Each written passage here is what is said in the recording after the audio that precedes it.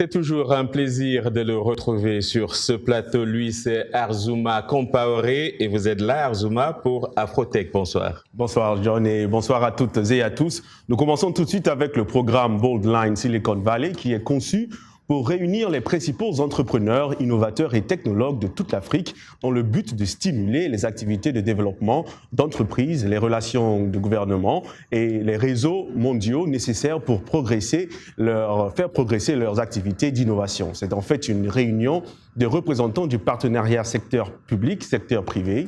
Le programme, qui est soutenu par le Bureau des partenariats mondiaux du département d'État américain et des partenaires technologiques clés de la Silicon Valley, se tiendra du 30 au 31 mai prochain. Chaque lundi, Arzouma, un focus de la semaine. Tout à fait, John. Dans notre focus de la semaine, nous nous intéressons à celle qui est désormais considérée comme la première femme burkinabé à obtenir un doctorat en astrophysique. Marie Korsaga vient juste de passer la trentaine et elle adore parler d'astres et de matière noire. Dans l'entretien qu'elle nous a accordé, elle est revenue sur la signification d'un tel accomplissement pour elle. On l'écoute. Il y a des stéréotypes du genre qu'il y a des filières ou des domaines qui sont pas faits pour les femmes. Il faut pas se laisser berner par ça parce que je suis une fille et je fais la physique, je fais l'astrophysique. Beaucoup de gens, ils sont étonnés de voir une femme qui fait ce genre de filières parce qu'on dit souvent que c'est des filières qui sont dédiées aux hommes et pas aux femmes. Donc, je dirais à mes petites sœurs de poursuivre leurs rêves, de faire tout pour les réaliser. Mon sujet de thèse porte sur la distribution de la matière noire et de la matière lumineuse dans les galaxies.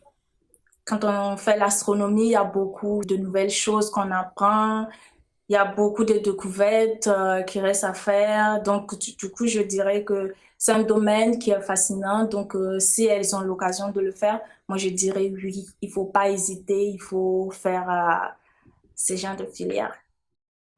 Voilà, l'intégralité de l'interview est disponible, bien entendu, sur voafrique.com et sur nos réseaux sociaux.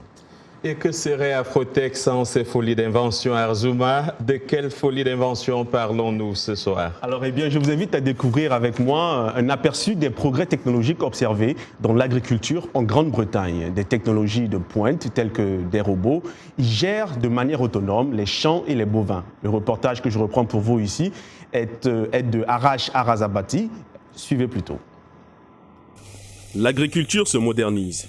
Les grosses machines lourdes se réduisent à la taille d'un animal domestique, tandis qu'ici, dans un centre de recherche agricole en Angleterre, les vaches indiquent aux machines qu'il est temps de traire. Elles ont un collier avec un transpondeur sous le menton qui contrôle les portes et leur donne accès au robot. Le robot reconnaît alors la vache et détermine où sont ses tétines. La possibilité d'avoir une connectivité omniprésente signifie que nous pouvons avoir les animaux partout. Et tout cela est rendu possible par les réseaux 5G que la plupart d'entre nous n'ont toujours pas sur leur téléphone portable.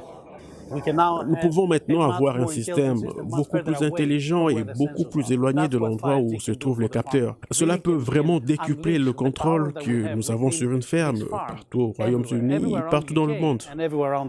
Dans cette autre ferme en Angleterre, la compagnie Small Robot cherche à changer le modèle commercial en offrant un service automatisé. Les ingénieurs disent que le robot Tom peut être utilisé dans toutes les usines, sur tous les terrains, avec un GPS précis à 2 cm. Tom est un robot qui vivra dans la ferme, prendra des centaines de milliers de photos des cultures pour voir des choses que même un expert agronome pourrait ne pas être en mesure de relever.